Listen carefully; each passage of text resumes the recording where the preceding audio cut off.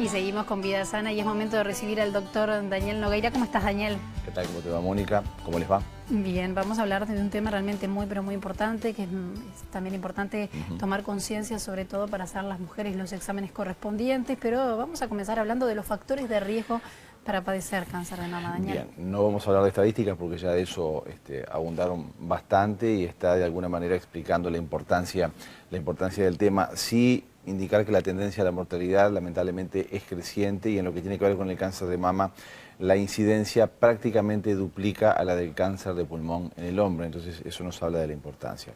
En cuanto a los factores de riesgo, en primer lugar habría que indicar que hay los denominados factores preponderantes y entre ellos el que tiene que ver con la existencia del cáncer de mama en la familia. Es importantísimo que toda mujer conozca sus antecedentes familiares en lo que respecta a esta patología y estar muy atenta para el caso en que tenga hermanas, primas, tías, madre que hayan padecido esta enfermedad, porque realmente el riesgo sube a 2 o 3 veces más que para la mujer que no tiene un antecedente familiar de cáncer de mama. Entonces ahí el control periódico, los exámenes periódicos son de suma importancia a los efectos de detectar precozmente este problema, que todavía te diría que si la aparición del cáncer, por ejemplo, en la madre, es premenopáusico, o sea, antes de la última menstruación de su madre, eso aumenta muchísimo más el riesgo y para el caso de que haya sido un cáncer de mama bilateral, ni hablar de la manera en la cual este problema puede aumentar seriamente.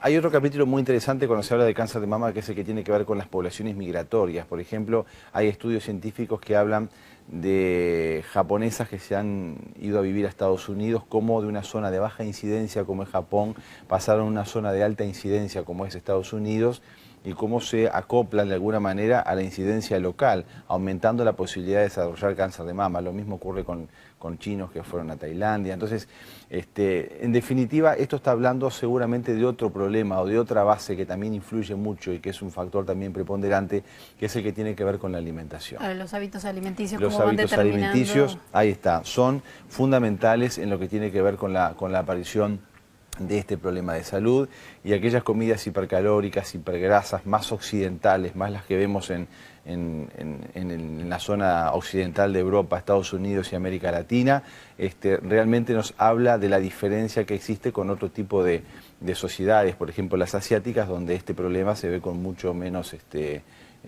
frecuencia, muy relacionado a lo que es el aumento del peso, la aparición de tejido adiposo, el movimiento estrogénico, está todo vinculado. Entonces, cuando tenemos una alimentación inadecuada, lo que siempre decimos, a base de comidas grasas malas, se aumenta de peso, se hace ejercicio, las señoras terminan siendo más gorditas y a eso le sumamos después la parte hormonal estrogénica. Digo, son todos elementos de riesgo realmente muy importantes a la hora de aumentar la posibilidad de padecer un cáncer de mama. Por eso se dice que es más frecuente, o por lo menos lo era, en aquellos estratos sociales más elevados o de mayor poder adquisitivo, porque se supone que acceden con mayor facilidad a determinado tipo de alimentos, a veces no tan sanos, que las personas que pueden estar en un nivel de estrato socioeconómico más deficitario, en el cual el aporte a veces calórico no es tan importante. ¿Es importante la edad que se tiene el primer hijo en este tema o no? Sí, siempre se ha insistido en lo que tiene que ver con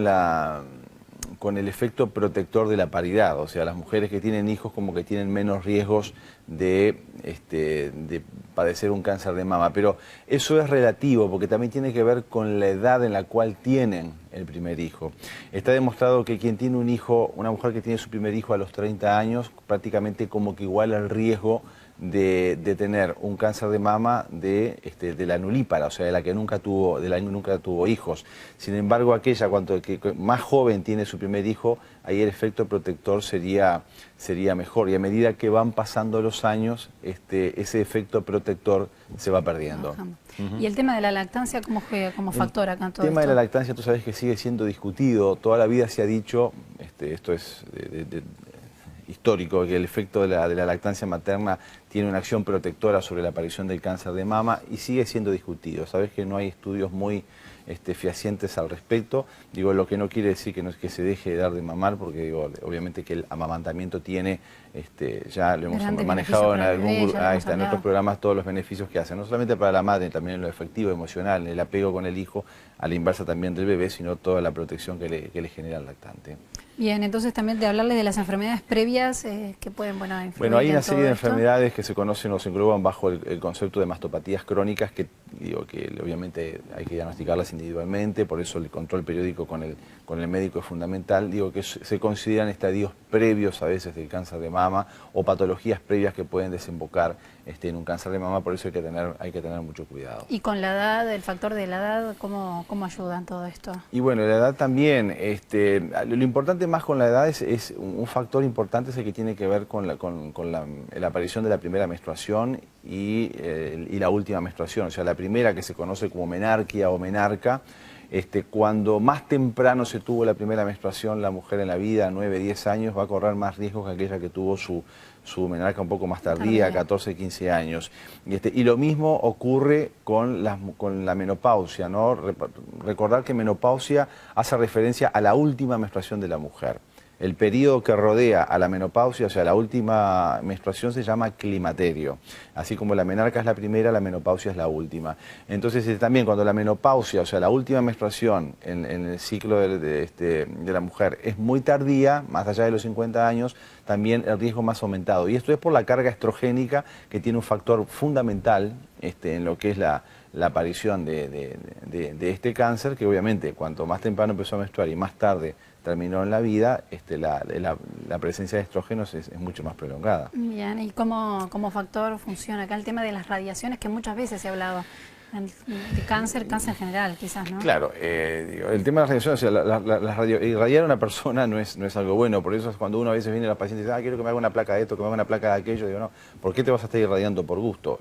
Obviamente que en aquel tipo de patologías que implican un aumento en la presencia de rayos en el cuerpo, puede estar incidiendo en lo que es la aparición de esta enfermedad, lo que no es un hecho, tampoco muy contundente, ni que sea 1 más 1 igual 2, pero en aquellas que obviamente tuvieron también por alguna otra patología la necesidad de recibir radiaciones, eso también aumenta la posibilidad de riesgo. Bien, medidas preventivas, Daniel. Medidas preventivas, como siempre les decimos, o sea, tener la medida de lo posible una vida sana, con peso adecuado, realizar actividad física, que es importante, no aumentar el peso, la alimentación saludable, como siempre decimos, mucha verdura, mucha fruta, pocas grasas, sobre todo grasas, como decíamos, de las malas, concurrir periódicamente al médico, hacerse el autoexamen mamario, que es muy importante porque siempre igual va a ayudar a detectar algo.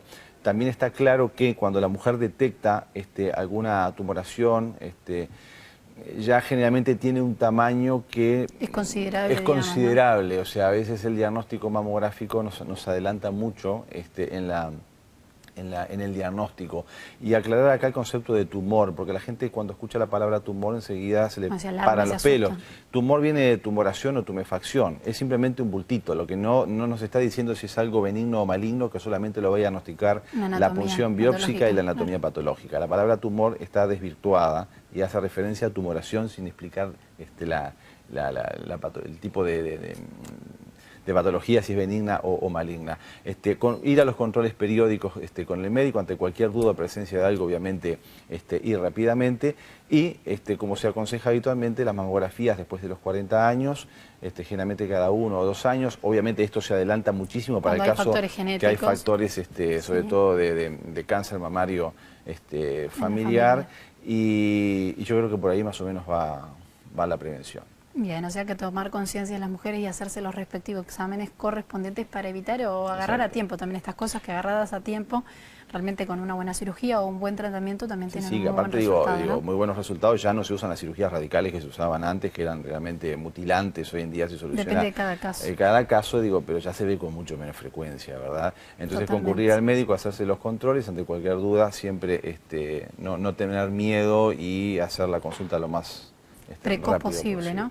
Muchísimas gracias, Daniel, por todos estos consejos. Nos vemos la semana que viene. La semana próxima nos encontramos con otro tema en Vida Sana. Que pasen bien, nos vemos. Chau, chau.